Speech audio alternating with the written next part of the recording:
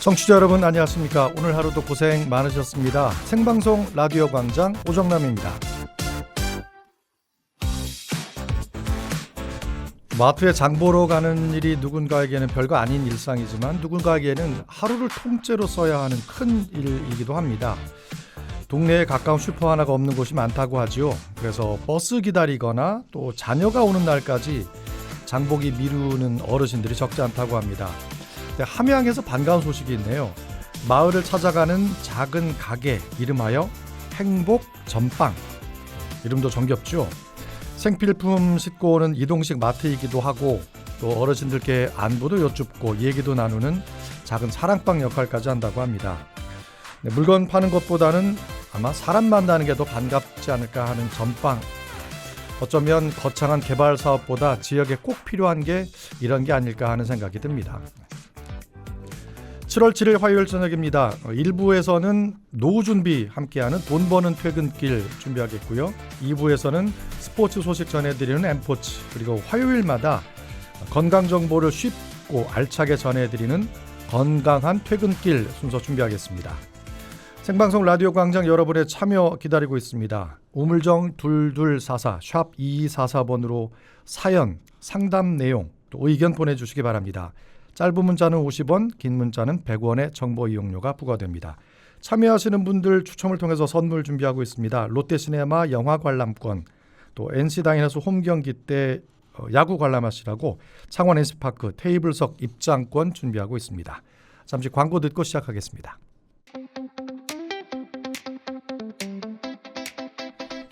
네, 든든한 노후 준비 함께하는 시간입니다. 돈 버는 퇴근길입니다. 재무상담 그리고 은퇴 설계를 책임져 주실 정세윤 재무전문가와 함께하겠습니다. 어서 오십시오. 안녕하세요. 청취자 여러분 반갑습니다. 격주 화요일 퇴근길마다 여러분들의 든든한 노후 자금 지킴이가 되어드릴 은퇴 설계 전문가 정세윤입니다. 오늘 제가 방송국에 설레이는 마음으로 왔거든요. 네. 퇴근길에 가족들을 위해서 열심히 일하시고 이 퇴근길에 라디오를 들으시잖아요. 우리 네. 청취자님들이. 그래서 우리 청취자님들의 통장과 지갑을 두둑하게 자산을 잘 키워드리는 알짜 정보를 모아드리도록 하겠습니다. 은퇴 후의 삶을 행복하게 잘 누리실 수 있도록 최고의 노후 준비는 저 정세윤과 함께 하시기 바랍니다. 예, 일단 앉으면 됩니다. 네. 오늘 경제지표 살짝 좀 정리하고 들어갈까요? 네, 오늘 증시는 약세고요. 환율은 상승했습니다. 유가는 비교적 안정적인데요. 일단은 이 증시와 환율, 유가가 모두 한 가지 방향으로 움직이기보다는 여러 변수에 따라 민감하게 반응하는 시장이거든요. 그래서 이럴 때일수록 더 단기적인 것에 흔들리기보다는 자신의 재무 목표와 투자 원칙을 잘 지켜가는 것이, 그래서 나에게 맞는 플랜을 만드는 것이 무엇보다도 중요한 시기라고 말씀을 드리고 싶습니다. 네.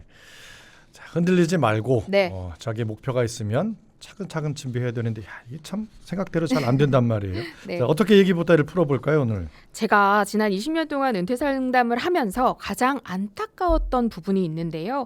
뭐냐면 평생 열심히 돈 벌고 일하신 분들이 정작 은퇴 준비를 막연하게 생각하고 계시다가 은퇴가 예상보다 일찍 다가오기도 하고 네. 은퇴가 다가왔는데 그만큼 준비가 안 되어 있는 분들도 계신단 말이죠. 그래서 노후 준비는 돈을 많이 버는 것도 중요하지만 그보다 더 중요한 건 돈이 잘 모여서 쌓이고 불어나서 이 커져 있는 그런 시스템을 만드는 게 제일 중요해요. 그래서 은퇴하신 이후에 일 안 해도 네. 따박따박 통장에 돈이 쌓이는 이런 돈이 나오는 파이프라인을 누가 더 하루라도 먼저 구축하느냐의 싸움이 중요합니다. 그래서 어려운 금융 용어 대신에 당장 바로 실행해 보실 수 있는 아주 현실적인 실천 위주의 솔루션을 제가 선물해 드리도록 하겠습니다. 네. 어려운 경제 용어 빼고 네. 딱 쉽게. 들으면 저렇게 하면 되겠구나 싶게 잘 부탁을 드리겠습니다. 네. 청취자 사연부터 한번 들어보지요. 분이 김반장이라고 표현해 주신 한 분의 사연입니다.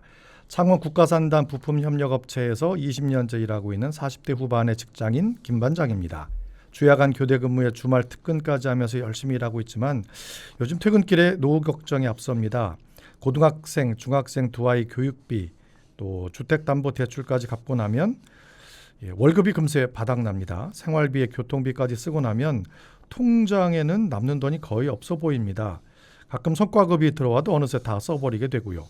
주변에서 주식, 뭐 ETF 이런 재테크 얘기하는데 남 얘기처럼 들리기도 하고 또 직장생활 보면 한 은퇴까지 10년쯤 남은 것 같은데 지금처럼 이렇게 살아도 괜찮은지 저 같은 평범한 직장인이 노후 준비를 한다면 뭐부터 하는 게 좋을까요? 라고 상담을 보내주셨는데요.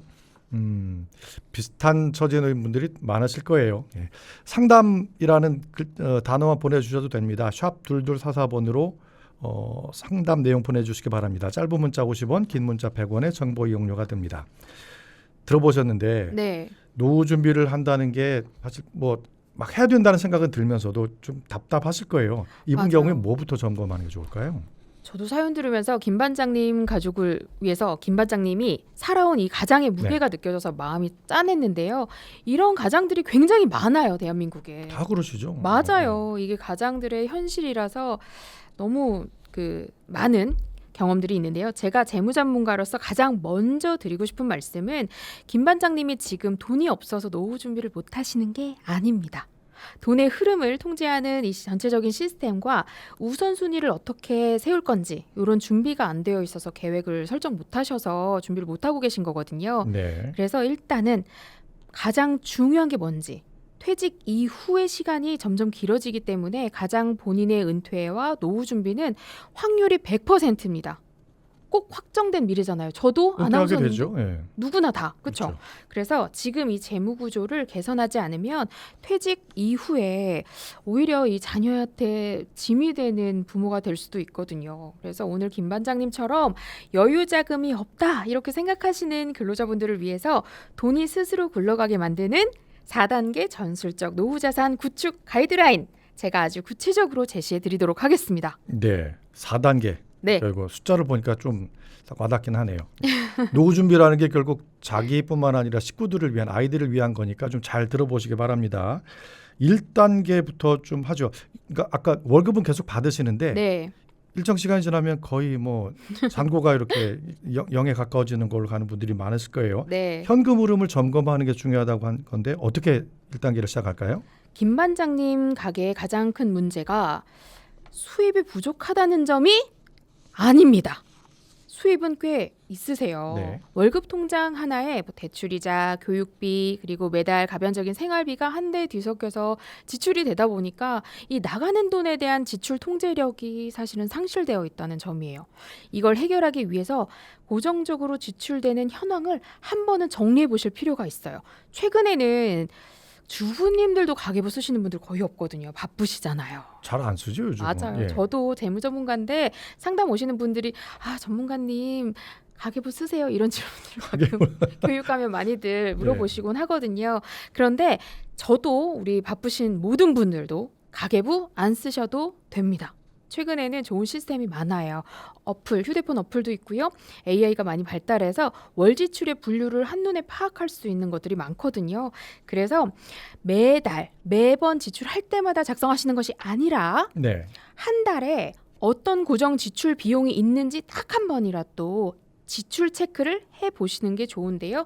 고정 지출 체크를 매달 우리 집에는 어디가 얼만큼 어떻게 나가고 있는지만 정리해봄으로 인해서 어떤 부분이 남의 집에 비해서 평균 가정에 비해서 과도하게 지출되고 있는지도 찾아보실 수 있고 불필요하게 지출되는 부분도 막을 수 있습니다.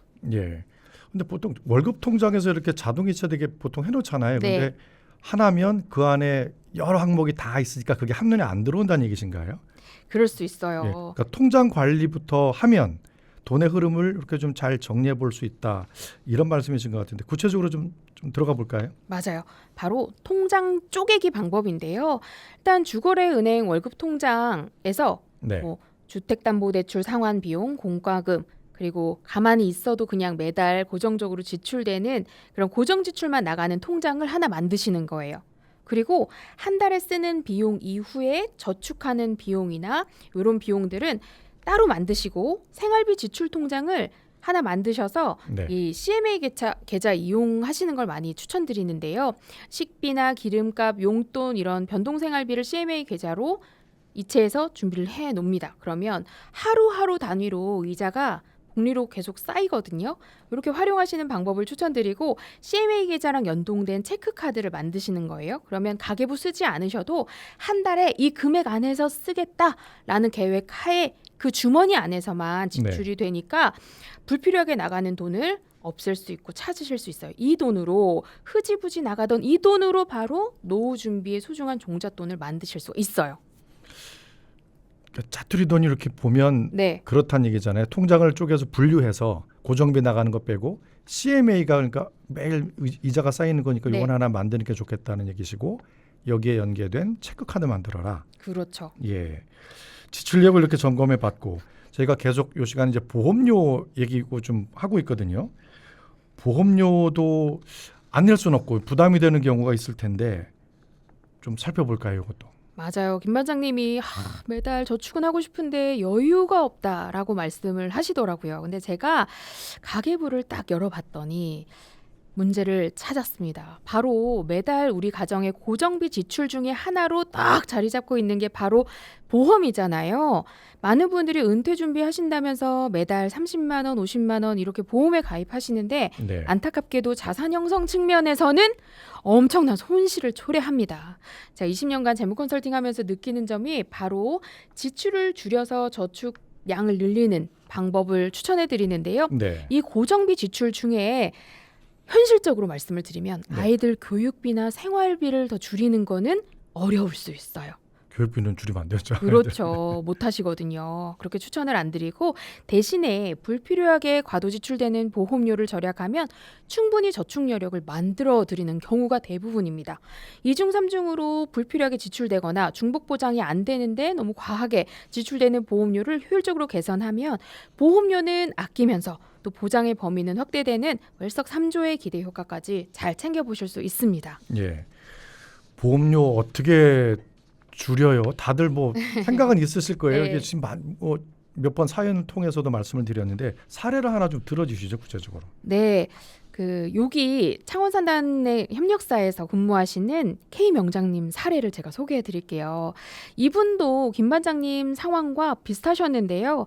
주야간 교대 근무하시면서 월급을 꽤 받으셨는데 늘 왜 저축은 못하게 되죠? 라고 말씀을 하시더라고요, 이분도. 그런데 제가 고정지출 현금 흐름이랑 가계부 지켜보고 보험증권을 살펴보니까 과거에 지인 부탁으로 가입한 이런 경우 많잖아요. 생명보험사에서 가입하신 CI종신보험, 변행 유니버셜 보험 이렇게 매달 65만 원씩 무겁게 지출을 하고 계셨습니다. 설계사가 사망보장도 해주고 나중에 연금으로도 쓸 수 있다 이렇게 얘기를 해서 가입을 하셨다고 하더라고요. 이거 들으신 분 많으실 텐데. 네, 그렇죠. 그래서 제가 즉시 날카로운 재무 메스를 들이댔는데요. 가장의 사망보장은 핵심적인 경제활동 기간 동안 자녀 성장기에 보장 받으실 수 있도록 해드려서 이렇게 종신보험, 비싼 종신보험이 아니라 정기보험으로 개선을 해드리니까 2만 원으로 다 해결을 가능합니다. 그리고 살아생전에 병원비 지출이나 혹여라도 뭐 진단을 받거나 치료가 필요하거나 수술을 받거나 이랬을 때 필요한 실손 의료 보장과 암, 뇌혈관, 심장질환 이런 3대 질병 이런 것들을 무해지 환급형 건강보험으로 효율적으로 재설계해드렸습니다. 결과는요. 기존에 매달 65만 원씩 지출되던 보험료가 한 달에 15만 원으로 절약했어요. 무려 49만 원이나 줄어들였습니다. 그렇게 줄어도 돼요? 맞아요. 당연히 보장 범위도 확대하고 진단금은 오히려 더 넓고 탄탄해졌는데 보험료 지출 비용이 절약되었습니다. 그래서 K명장님은 재무상담 이후에 확보된 매달 49만 원씩 아꼈잖아요.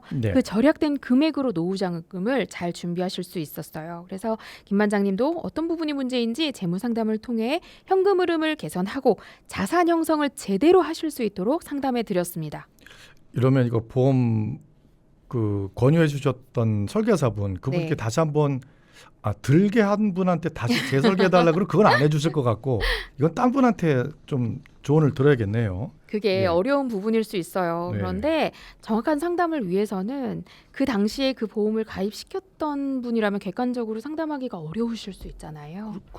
좀 그렇지 않겠습니까? 맞아요. 다른 분한테 좀 부탁을 해야겠고요. 그렇죠. 이렇게 일단 여유자금이 생겼어요. 그럼 조금 마음의 여유도 좀 생길 것 같고요. 노후 자금 준비 이제 요걸 여력이 생겼단 말이죠. 네. 어떻게 그 다음 단계로 갈까요? 노후가 되면 국민연금, 퇴직연금, 개인연금을 합산해서 노후의 3층 탑이라고 하잖아요. 이 돈을 네. 지급받게 되는데요. 똑같이 일해서 똑같은 수입으로 동일하게 저축해도 얼마나 효율적으로 이 자금을 운용하느냐에 따라서 연금액이 달라질 수 있습니다.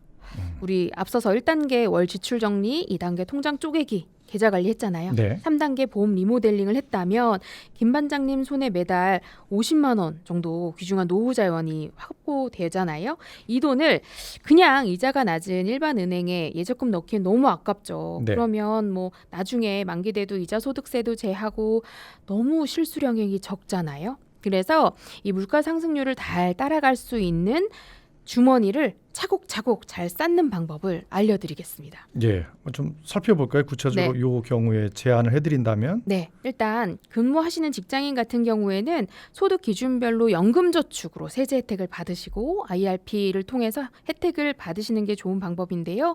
총급여 5,500만 원 이하라면 납입 금액의 무려 16.5%를 연말정산할 때 세액공제로 돌려받으실 수가 있고요. 네. 5,500만 원 초과시라도 납입 금액의 13.2% 세액공제 혜택 받으실 수 있습니다.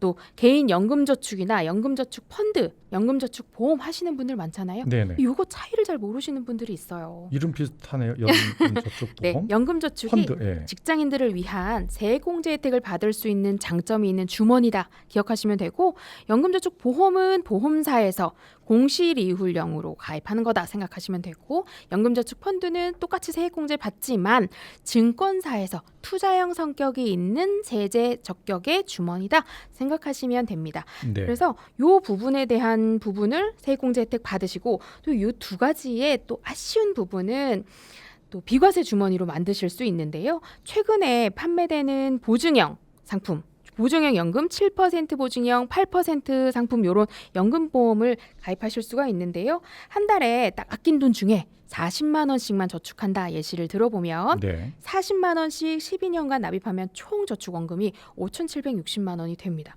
근데 은퇴 후에 평생 월 지급받을 연금액이 매월 이 주머니에서만 65만 원씩 죽을 때까지 매월요? 평생 지급받아요. 네. 그래서 100세까지 살았다. 연금 수령 받는다. 그러면 누적액 2억 5천만 원. 110세 살았다. 그러면 3억 3천만 원 되니까 6배 이상 되는 거잖아요.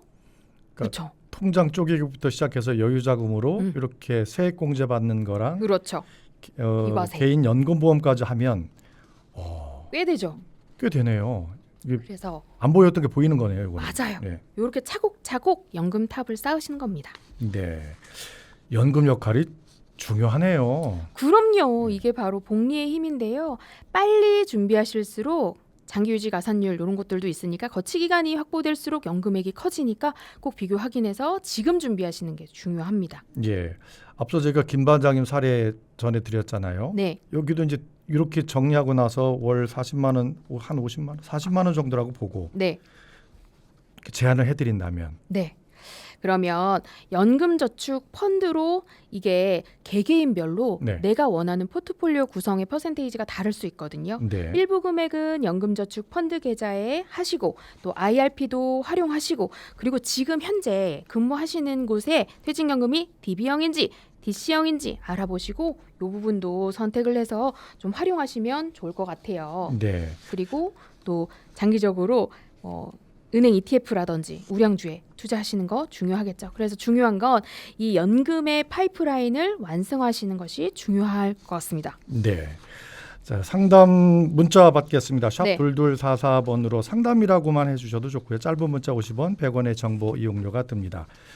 그러면 딱 정리해서 네. 집에 가셔서 들으셨으니까 딱 세 가지만 딱 정리한다. 네, 그러면 일목요연하게 한번 정리해 주실까요? 그렇죠. 첫 번째, 현재 나의 재무 위치를 파악하기입니다. 지금 나는 얼마나 순자산을 갖고 있는지 준비하시고, 네. 두 번째는 나는 향후에 어떤 재무 목표로 어떤 삶을 살 것인지 이런 것들을 체크해 보시는 게 중요하고요. 네. 세 번째는 목표 달성이 잘 이루어질 수 있도록 어떻게 하면 고정저축과 투자 계획으로 재무 목표를 달성할 것인지 아까 말씀드린 통장 쪼개기 또는 월급 통장과 생활비 통장 분리하고 월 고정 저축으로 어떻게 저축을 나눌지 투자 플랜으로 어떻게 더 많이 불릴지 이런 것들을 확인해 보시면 좋을 것 같아요. 이렇게만 하면 청취자님들 모두 자산을 더하고 곱해서 원하는 목표들을 모두 이루실 수 있을 것 같습니다. 예.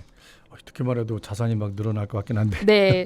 어쨌든 없어서 못하는 건 아니다. 잘 그렇죠. 들여다보면 그 자투리 돈 모아서 할 수 있다. 예. 돈 버는 퇴근길 정세현 재무 전문가와 함께했습니다. 오늘 정보 고맙습니다. 감사합니다. 잠시 광고 듣고 오겠습니다.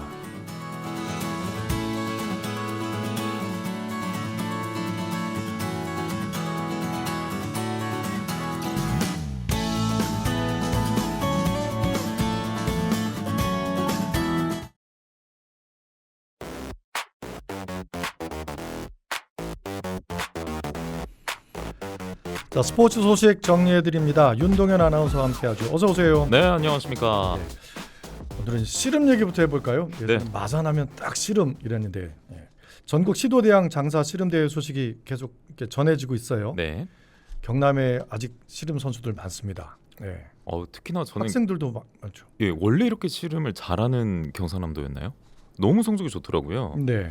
그 장사들의 성적을 보니까 이 대회에서 사실 단체전은 전반적으로 한 끗 차로 부족한 모습이긴 했어요. 네. 그러니까 결승에서 좀 미끄러지거나 그런데 개인전은 확연하게 달랐습니다.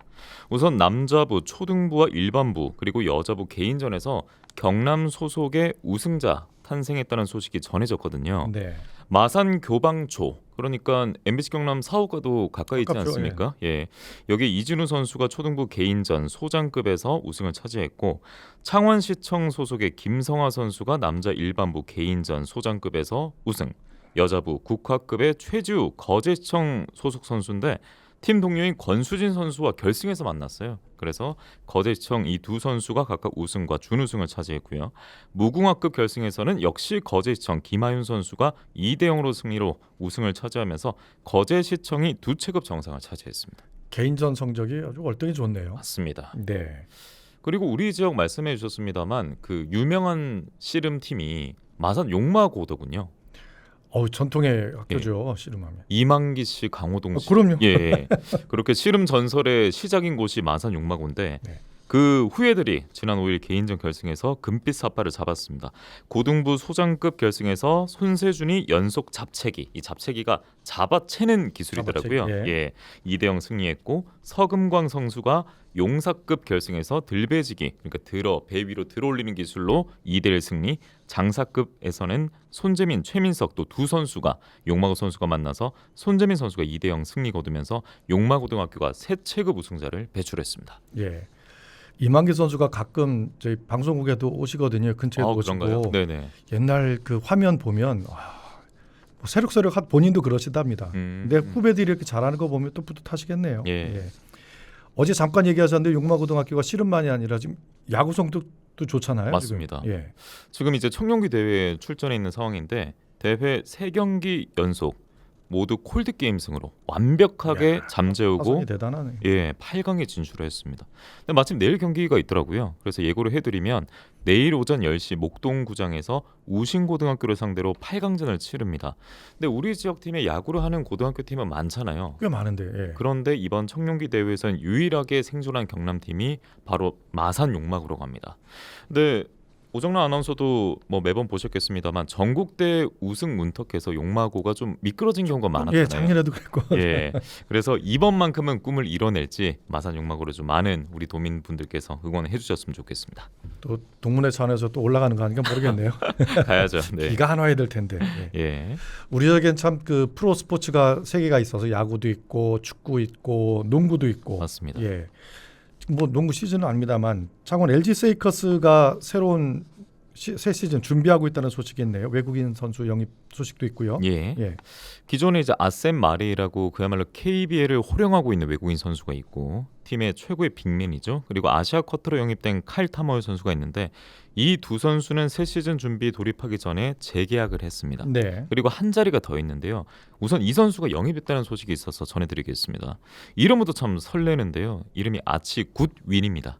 아치 굿윈. 예, 굿윈. 예, 좋은 승리를 네. 왠지 좀 따라 올 수 있는 그런 이름이 되는 것 같은데 신장이 196cm고요. 그리고 미국 프로농구 NBA이지 않습니까? NBA 출신이고 가드 겸 포워드 포지션 맡고 있고요.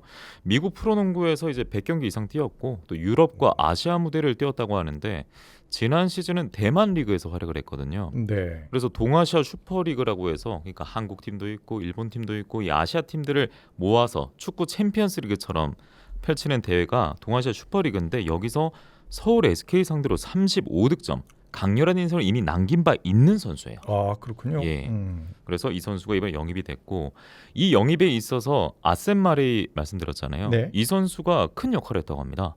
재계약한 선수가. 예, 2021 시즌에 이제 프랑스 무대에서 뛰고 있을 때 팀 동료였대요. 아셈 마레이와 굿윈이. 그래서 마레이가 추천도 했고 또 현지 평가 등을 참고해서 LG가 이번에 영입하기로 결정했다고 합니다. 아무래도 네. 아는 사이다 보니까 이 새로운 무대 적응할 때 좀 도움이 되지 않을까 이런 기대도 모아지고 있습니다. 조상현 감독이 뭔가 전략적으로 필요하니까 영입을 했겠죠. 맞습니다.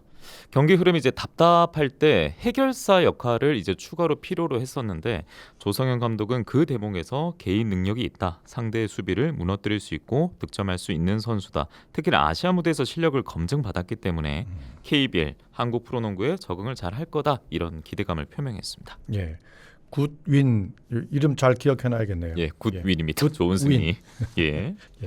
NC 다이노스 좀 살펴볼까요? 예. 한화 3연전 시작했는데 네. 중요하다 그랬잖아요. 여기. 그렇죠. 이번 주에 올스타 브레이크가 있는데 네. 제가 처음부터 말씀드렸는데 중위권 도약을 위해서 지금 두산도 경쟁하고 있고 하나도 경쟁하고 있고 네. 그러니까 가장 후발주자가 지금 7위인 NC인데 오늘 대전에서 말씀하신 대로 하나와 이제 3연전 출발했거든요. 그래서 지금 하나가 6위고 NC가 7위인데 두 팀의 경기 차가 한 경기 반 차입니다. 그리고 가을 진출 마지노선 순위가 5위잖아요. 네. 그래서 이 두산과는 몇 경기 차가 날까 보니까 두 경기 반 차입니다. 그러니까 세 경기도 안 나요. 이 3연전이 총 3경기니까 이 3경기도 안 나는 상황인데 올스타전 이후에 그러니까 올스타전 전에 마지막 경기가 하나전이고 이후 끝나고 이제 후반기 재개하는 팀이 두산이에요. 아, 두산하고요. 예. 그러니까 이 전후가 정말 중요한 거죠. 그러네요. 예. 예. 전반도 요거 3연전으로 잘 마무리해야겠고. 그렇죠. 승률 5할도 좀 했으면 좋겠는데. 지금 3경기 남았거든요. 승률 5할까지는. 네. 예. 어쨌든 NC가 응원 많이 해야겠습니다. 맞습니다. 예. 예. 도민 여러분 좀 많은 응원해 주셔야겠고요. 오늘은 우선 선발 투수 커티스 테일러가 출격을 하는데 마침 개인 최근 승리가 6월 18일 하나전이었다고 합니다. 그래서 3경기 만의 승리 도전 또 개인 시즌 6승에 도전하는 오늘 하나와의 NC 맞대결 시즌 9차전이 되겠고요. 그 블레인 크림도 많이 언급을 했었는데 예. 장타력 홈런을 기대하면서 데리고 왔으니까 지난 기아전에 데뷔 3경기 만에 첫 안타를 신고했거든요. 네. 좀 시원한 한 방도 기대하겠고 임지민 선수 필두로 불펜이 안정화를 보이고 있었기 때문에 그 연장선에 오늘 서줬으면 좋겠습니다. 예. 어제 잠깐 얘기한 후반기에는 이재학 선수도 좀 제 맞아요. 모습을 좀 찾았으면 좋겠고. 예, 그 중심을 좀 잡아줘야 되잖아요. 그럼요. 그쪽에서. 아무래도 베테랑이고 또 창단 멤버이기 때문에 어린 선수들에게도 큰 힘이 될 것 같습니다. 예. 지난주 엠포츠 퀴즈 내드려서 많이들 답을 보내주셨어요. 네네. 예. 하나 좀 내드리죠 오늘. 예, 사실 어제 제가 냈어야 됐는데 이제 시간이 짧아가지고 이제 2주째이기도 했고 네네. 예, 여러분께 이제 오늘 전해드리도록 하겠습니다. 잘 들어보시기 바랍니다. 예, 오늘 어찌 보면 힌트를 계속 드렸어요. 네. 이 학교는요 최근 야구와 씨름부에서 전국적으로 다시 한번 실력을 각인시키고 있습니다. 씨름에서는 이만기, 강호동 등 전설의 선수들을 배출했고 야구에서는 대회 출전할 때마다 번뜩이는 경기를 만들고 있습니다. 이 학교의 교명은 무엇일까요가 이번 주 엠포츠 퀴즈입니다. 네. 학교 이름 맞춰주시는 겁니다. 맞습니다. 예. 뭐 동문들뿐만 아니라 다들 아실 것 같은데. 그럼요. 예.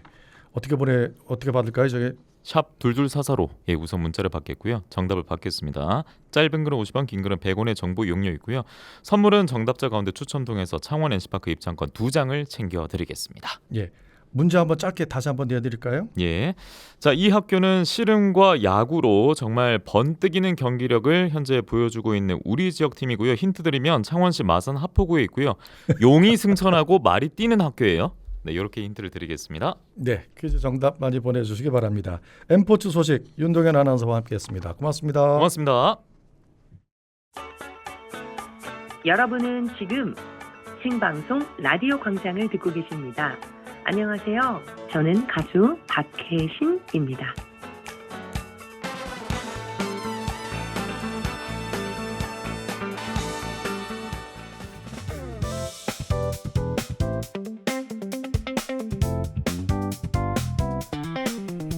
네, 매주 화요일에 저희가 준비하는 건강한 퇴근길입니다. 의료 정보 또 궁금하신 점 해결을 해드리겠습니다.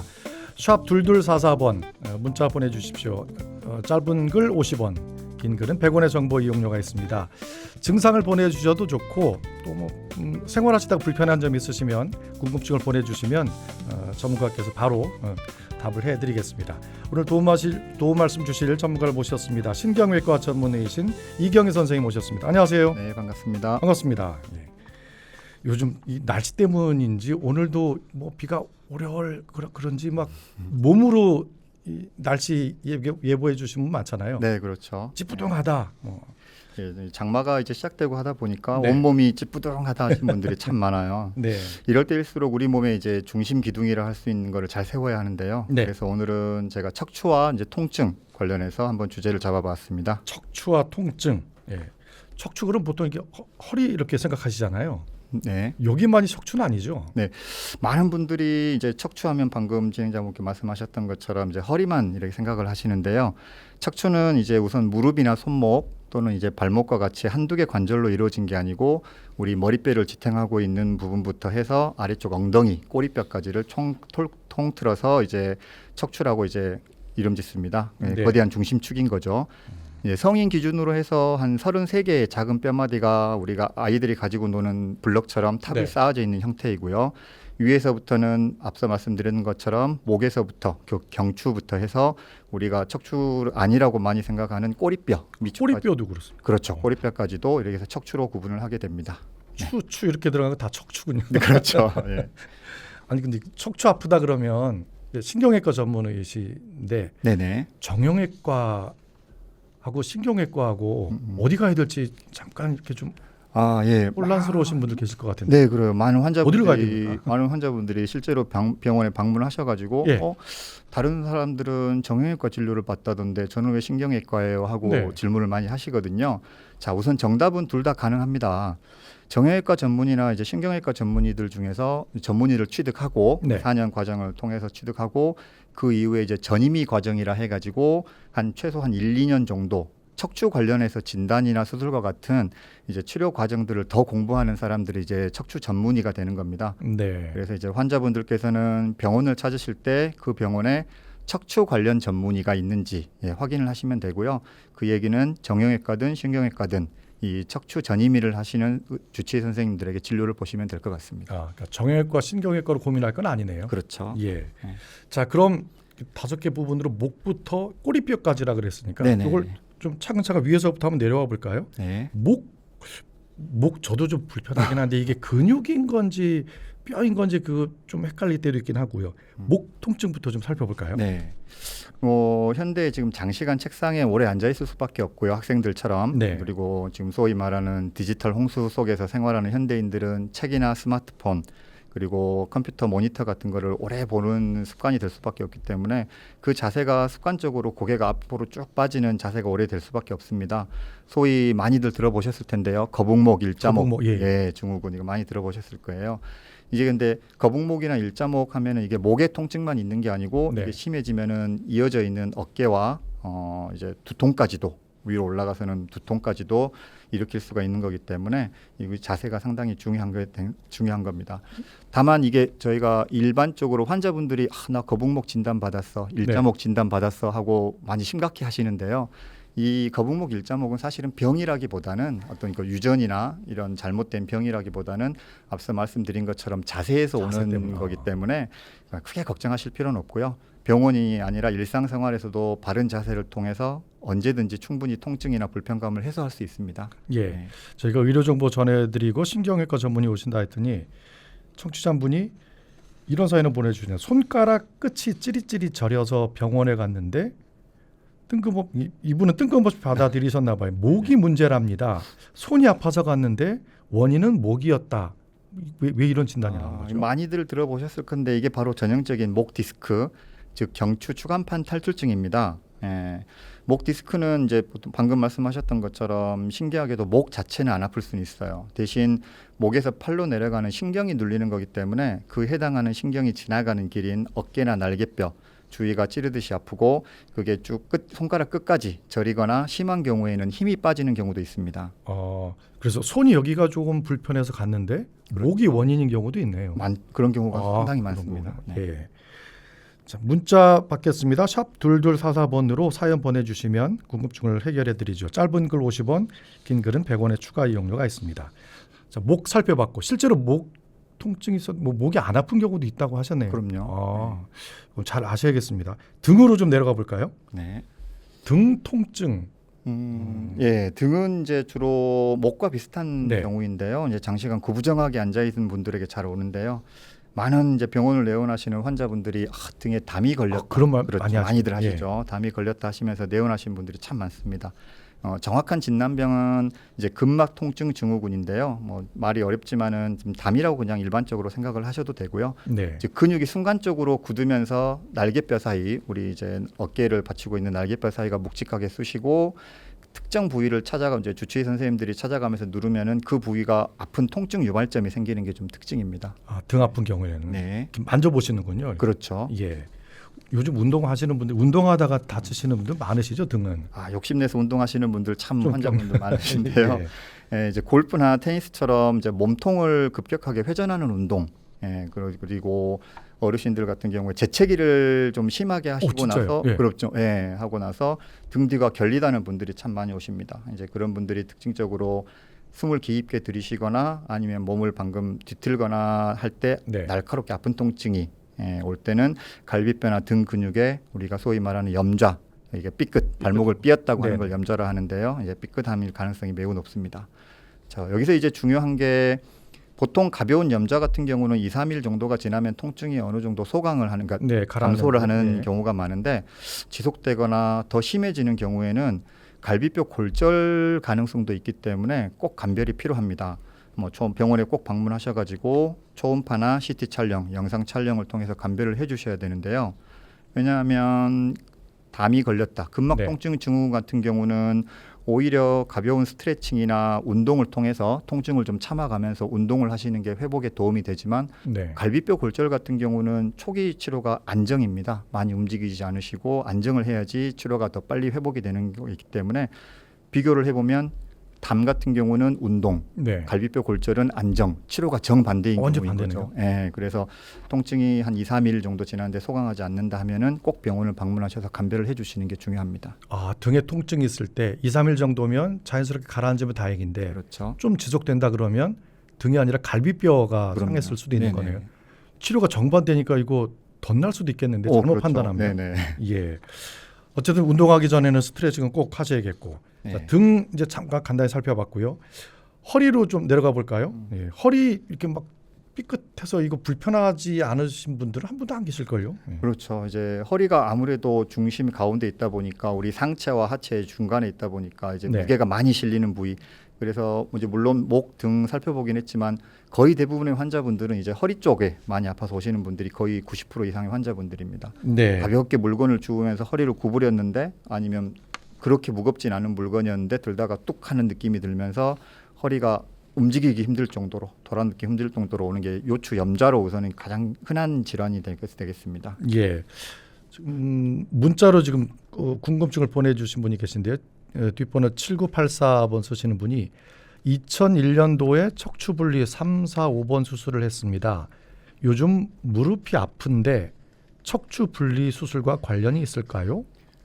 이렇게 질문을 주셨네요. 네. 수술이 직접적인 이분 같은 경우는 3번, 4번에 대한 3, 4, 5번 수술을 3, 4, 5번 수술을 하셨고 분리증이 있으셨다. 네네. 그러면 2001년도. 2001년도면은 그 시기에는 거의 대부분 척추 유합술을 아마 하셨을 가능성이 매우 높거든요. 근데 유합술을 한 부분이 문제가 생긴 건 아니고 이제 인접 증후군이라 그래서 원래는 3번, 4번, 5번이 움직여야 되는 척추인데 그거를 인위적으로 고정을 해놓다 보면은 2번, 3번이 나빠질 수가 있습니다. 그 위쪽으로. 그러면 2번, 3번에 협착증이 유발이 될 수 있고 그러다 보면 환자분께서 불편해하시는 무릎 쪽 무릎이 아픈 게 그게 원인일 수 있네요. 있을 수 있습니다. 아, 네. 관련이 있을 수 있다고 네. 해드려야겠네요. 이거 한번 어떻게 해야 됩니까? 그러면 이 경우는 이제 아까 말씀드렸던 척추 전문의 진료를 정형외과 무릎 진료와 함께 척추 전문의 진료를 통해서 그 MRI나 CT를 통해서 협착증이나 이런 게 진행을 했는지를 그걸 한번 확인해 보시는 게 확인해 중요할 것 보셔야겠네요. 같습니다. 예. 8832번이 한 분 더 있으신데요. 저는 허리도 아프지만 다리 쪽이 당기듯이 아픕니다. 엉덩이부터 종아리까지 저린데 이것도 허리 문제인가요? 이렇게 보셨네요. 가장 이제 흔한 경우가 허리 디스크를 좀 의심을 해보는 게 좋을 것 같습니다. 네네. 예, 정확히 진단하지는 영상 검사가 필요하긴 하지만 쭉 디스크가 밀려 나와서 다리로 가는 이제 신경이 눌리면서 엉덩이 그 신경이 지나가는 엉덩이, 허벅지 뒤쪽으로 종아리까지 이제 방사통이 오는 겁니다. 네네. 특히 이 청취자분께서 한번 확인해 보실 게 허리를 한쪽으로 그러니까 꼭 정해진 부분은 아니지만 네. 앞쪽이나 뒤쪽, 왼쪽이나 오른쪽으로 했을 때 그 방사통이 심해지는지를 한번 확인해 보시는 게 좋을 것 같습니다. 예. 이제 그 심해지는 통증이 있다 하면은 그 경우 디스크를 더 시사하는 과정이기 때문에 영상 검사가 꼭 필요하실 것 같습니다. 그러니까 한쪽으로 숙일 때 아프면 디스크다. 네네. 네. 오래 걸으면 허리 아프시다는 어르신들 계시잖아요. 일반적으로.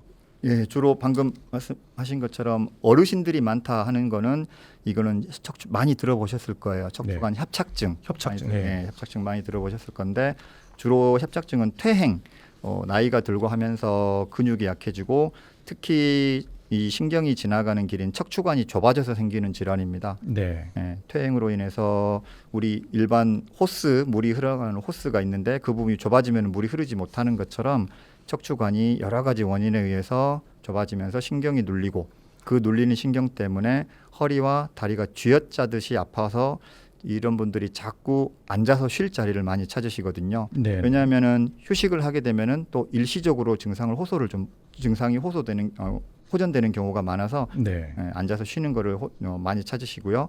대신 그러다 보니까 조금 걷고 쉬고 하는 거를 반복하는 게 파행이라 하는 건데 네. 걷다 쉬다를 반복하시는 어르신들은 네. 한번 협착증을 의심을 해봐야 되겠습니다. 예. 예. 자, 시간이 조금 다 돼가는데요. 혹시 오늘 주치의로서 네. 당부 말씀을 좀 해주신다면. 이 우리가 통증이라는 거는 결국은 우리 몸이 내 자신에게 보내는 SOS 그렇죠. 구조 신호거든요. 네네. 이 통증을 단순히 내가 나이가 들어서 그렇겠지, 내가 몸 좀 아파서 그렇겠지라고 가볍게 넘기시면 안 되고 이 몸 스스로 나에게 너 한 번만 더 돌아봐줘 하는 신호이기 때문에 꼭 한번 통증이 좀 하루 이틀 정도는 가볍게 넘길 수 있지만 2, 3일, 1, 2주 이상 지속이 된다 하면은 꼭 큰 가까운 병원이나 이런 가까운 병원을 찾으셔서 전문의 선생님들의 한번 면담을 통해서 더 악화되는 것을 막아주셨으면 합니다. 예, 알겠습니다. 척추와 통증을 주제로 해서 신경외과 전문의이신 이경희 선생님 말씀 들었습니다. 오늘 말씀 고맙습니다. 네, 감사합니다. 잠시 광고 듣고 오겠습니다. 네, 생방송 라디오 광장 화요일 순서 함께 하셨습니다. 자, 끝곡으로 조정석의 아로하 노래 들으면서 오늘 순서 마무리하겠습니다. 내일 다시 뵙죠. 고맙습니다.